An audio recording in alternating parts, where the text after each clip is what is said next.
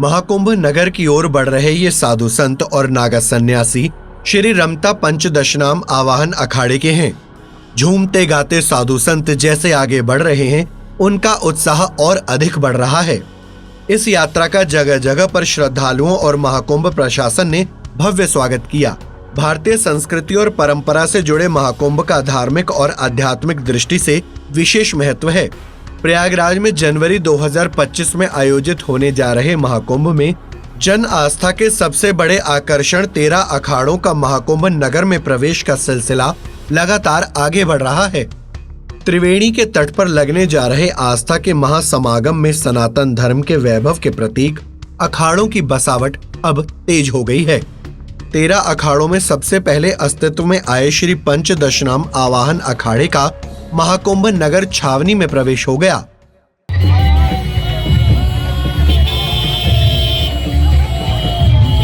श्री पंचदशनाम आवाहन अखाड़े ने अपने आचार्य महामंडलेश्वर स्वामी अरुण गिरी की अगुवाई में छावनी में प्रवेश किया। छावनी प्रवेश यात्रा की शुरुआत अखाड़े ने मड़ोका के अपने स्थानीय आश्रम से की। खास बात यह है कि श्री पंचदशनाम आवाहन अखाड़ा सबसे प्राचीन अखाड़ा है, जो अब तक प्रयागराज में 122 महाकुंभ और 123 कुंभ कर चुका है। इसी विशिष्टता से भरे संदेश और संकल्प के साथ अखाड़े ने इस बार भी महाकुंभ मेला क्षेत्र में प्रवेश किया है। हमारे सभी नागा सन्यासी हैं और सभी अद्भुत तपस्वी संत और इस यात्रा शोभा यात्रा में छावनी प्रवेश कर रहे हैं। और इससे बड़ा तो कोई आकर्षण का केंद्र नहीं है, साक्षात दर्शन है प्रभु का। गजानंद महाराज का ही साक्षात दर्शन है इसमें। इससे बड़ा गजानंद महाराज से कुछ बड़ा नहीं संसार में, और संत महापुरुषों से बड़ा कोई आकर्षण नहीं है इस धरती पर। न ईटा है, न पत्थर, न व्यक्ति है, कोई नहीं है। तो हमारे नागा सन्यासी अद्भुत हैं, सब तपस्वी हैं। सभी लोग आज छावनी में प्रवेश करेंगे।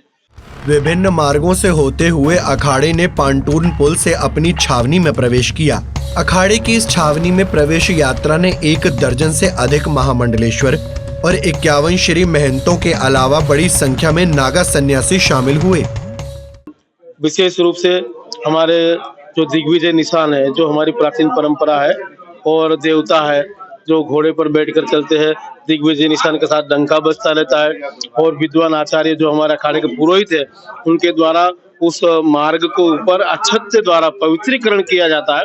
शुद्ध गंगा जल और अक्षत डाल के रास्ते को शुद्ध किया जाता है। जैसे प्रशासन की तरफ से पानी वगैरह डालकर साफ सफाई की है, लेकिन जहाँ जहाँ हमारे देवता के निशान चलते हैं, उस रास्ते पर अक्षत द्वारा उनका शुद्धिकरण होता है। आगे आगे विद्वान पुरोहित लोग वो डालकर चलेंगे। उनके पीछे पीछे सारे अखाड़े का जो हमारा प्रोटोकॉल है, उसी हिसाब से पदाधिकारीगण, जो वर्तमान आचार्य पीठाधीश्वर है, मंडलेश्वर है, सभापति है, संरक्षक है, उपाध्यक्ष है, और विभिन्न पदों पर जो आसीन है, वो सब गुरुमूर्ति होदा पर बैठकर और राजसी ठाट के साथ में बैंड बाजा इत्यादि, घोड़े, और अब हाथी का तो विशेष परिस्थिति ऐसी है कि अलाउ नहीं है, और नो फ्लाइंग जोन होने की वजह से हेलीकॉप्टर भी नहीं है।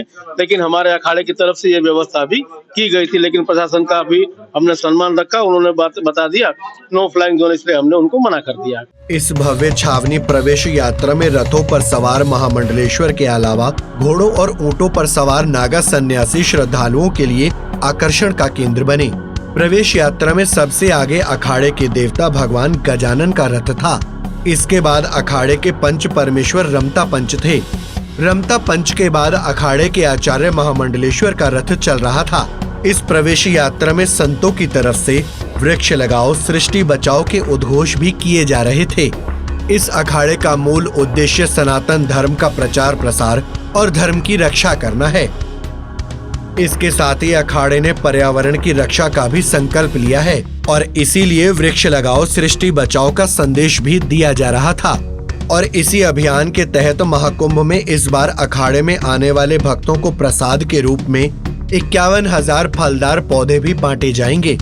अखाड़े के शिविर में धरती माँ की रक्षा के लिए भी विविध आयोजन किए जाएंगे।